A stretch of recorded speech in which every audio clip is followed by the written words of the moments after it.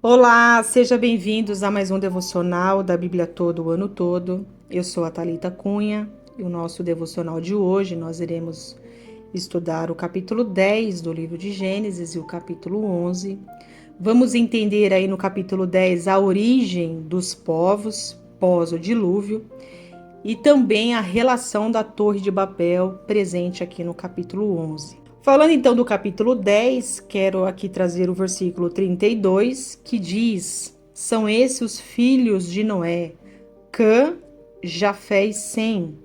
E a partir deles, os povos se dispersaram pela terra depois do dilúvio. Amados, o que nós precisamos entender aqui em relação à origem desses povos é que mesmo após o dilúvio, Deus ele não prometeu que haveria novamente um outro jardim do Éden. Afinal, o coração do homem continuava se inclinando para o mal, conforme retrata o Senhor no capítulo 8 do livro de Gênesis, versículo 21. Quero ler aqui para você. Palavra que o próprio Deus aqui trouxe, né?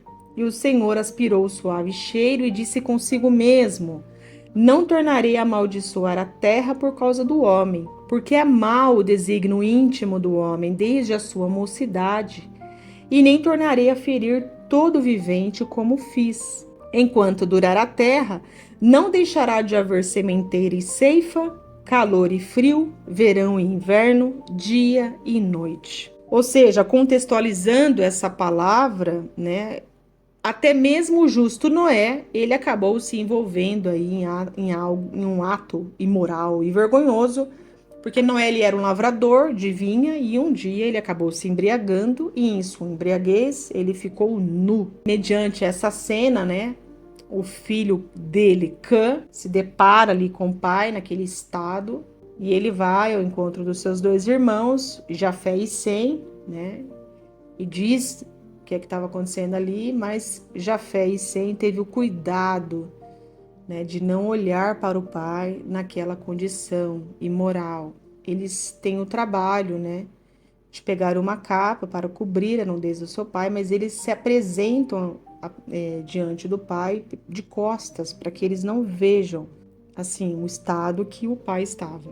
Quando Noé ele volta em si, ele se dá conta do que aconteceu e é uma desonra isso, né? E a gente pode até se apropriar desse texto e ligar ele com o primeiro mandamento com promessa, que a palavra de Deus descreve como honrar pai e mãe. E aqui, nesse exato momento, amados, não tinha o mandamento ainda, os 10 mandamentos, não tinha Moisés ainda. Então, o honrar pai e mãe já era um princípio divino desde esse tempo aqui. Noé, diante da situação, ele vai amaldiçoar o filho de Cã, Canaã. Então, a gente também pode já atribuir Êxodo 37:8, que fala que a maldição do pai irá acompanhar o filho até a terceira e quarta geração. Olha a responsabilidade dos nossos atos. Às vezes a gente comete, né, negligência, nós somos negligentes com Deus, com a sua palavra, né? Nós somos negligentes com o nosso papel, nossa responsabilidade e achamos que o resultado das nossas negligências caberão apenas a nós. Mas não, a palavra de Deus afirma que a maldição do pai vai para o filho também. Então, os nossos atos irá corresponder às gerações futuras. Então, o fato de você fazer o bem irá corresponder para a sua geração futura e o fato de você fazer o mal também corresponderá para a sua geração futura. Então é nossa responsabilidade a vida, né? E também é nossa responsabilidade aqueles que virão depois de nós. Continuando então, desses 3 filhos de Noé, Sem, Cã e Jafé, surgiram os povos que se espalharam por toda a terra. Gênesis 10 registra, né, essa dispersão, primeiro discorrendo sobre a linhagem de Cã e Jafé e finalmente concentrando-se nos descendentes de Sem, que são os semitas. E por causa de Abraão, o livro de Gênesis ele manifesta um interesse especial por esse último grupo aí, né? Esse último que será o povo, né? Os semitas, os Sem, por conta de Abraão. Abraão ele vai surgir dessa descendência. Partindo da região de Ararat, os descendentes de Jafé foram para o oeste, onde hoje é a Ásia Menor e a Europa.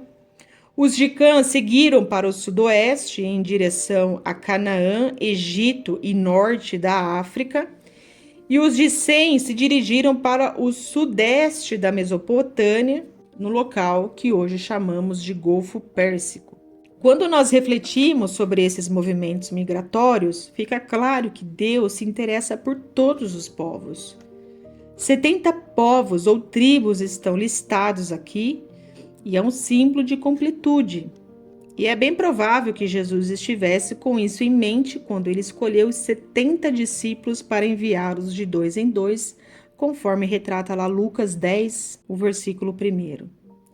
Devemos sempre levar em consideração essa extensão universal do interesse de Deus e não interpretar a maldição sobre Canaã, conforme está lá em Gênesis 9, 25, como algo limitador, ou como justificativa para o comércio de escravos que existe ali no oeste da África, ou para a política do apartheid da África do Sul, por exemplo, como fizeram alguns cristãos no século 19 e 20, respectivamente. Jesus Cristo, amados, ele derrubou todas essas barreiras que nos separavam.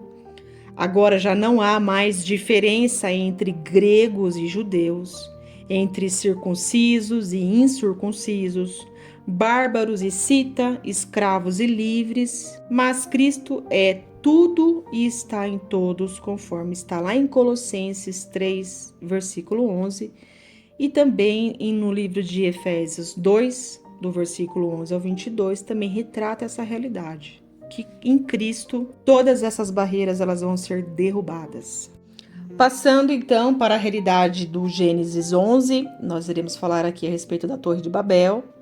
O versículo 8 é o texto que eu trago para esse momento, né? E que diz assim: Assim o Senhor os dispersou dali por toda a terra e pararam de construir a cidade. Amados, aparentemente a Torre de Babel, ela era um zigurate, ou seja, uma enorme pirâmide babilônica com terraços em toda a sua volta. Várias pirâmides desse tipo foram encontradas em escavações arqueológicas, sendo a mais antiga datada no 3º milênio antes de Cristo. Mas o que teria desagradado a Deus em relação à Torre de Babel? Afinal, o avanço tecnológico se deve ao gênio inventivo dos seres humanos criados à imagem de Deus. Então, o que estaria errado, em construir essa torre? A palavra de Deus nos revela que o erro está na motivação egoísta dos seus construtores. Primeiramente, eles são culpados por terem desobedecido a Deus, porque Deus havia deixado uma ordem aos seres humanos: encham e subjuguem a terra. Essa ordem foi repetida após o dilúvio, A gente pode ver lá no versículo 9 de Gênesis, capítulo 9, versículo 1 de Gênesis. Os descendentes de Noé inicialmente obedeceram, mas quando alcançaram a planície da Mesopotâmia, ali eles se fixaram. E em vez deles explorar a terra e desenvolver todo o seu potencial, eles se acomodaram e preferiram ficar ali em segurança. O mundo, ele sofre até hoje as consequências dessa desobediência, porque ainda nós não resolvemos o problema da energia, nem inventamos uma maneira mais barata de dessalinizar a água do mar para irrigar os desertos e alimentar os famintos. Então, nós estamos ainda diante dessa realidade de descumprimento da palavra de Deus. Segundo, a construção da torre foi um ato de arrogância dos seus construtores. Porque ali eles dizem, nosso nome será famoso. Eles disseram, pois vamos construir uma cidade com uma torre que alcança os céus. Isso está lá no versículo 4 do capítulo 11. Insatisfeitos em permanecer dentro dos limites terrenos, eles desejaram chegar ao céu na morada de Deus. Assim, ao longo das Escrituras, a Babilônia simboliza essa arrogância insolene que os gregos costumam chamar de hubris, mas trata-se da própria essência do pecado. E não é de a gente se admirar que o juízo de Deus tenha caído sobre eles. Primeiro, Deus fez com que eles se espalhassem por toda a terra, obrigando-os a fazer o que se recusaram e fazer voluntariamente. E segundo, para que eles se dispersassem, Deus acabou ali confundindo as suas línguas.